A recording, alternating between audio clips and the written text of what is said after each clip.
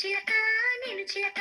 పచ్చ రంగులో ఉంటాను నా ముక్కు ఎర్ర రంగు మిట్టు మిట్టు అంటాను నా ముక్కు ఎర్ర రంగు మిట్టు మిట్టు అంటాను మిట్టు మిట్టు మిట్టు మిట్టు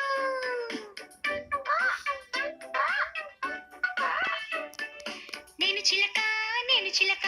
నీలాకాశంలో ఎగురుతాను నేను చిలక నీలాకాశంలో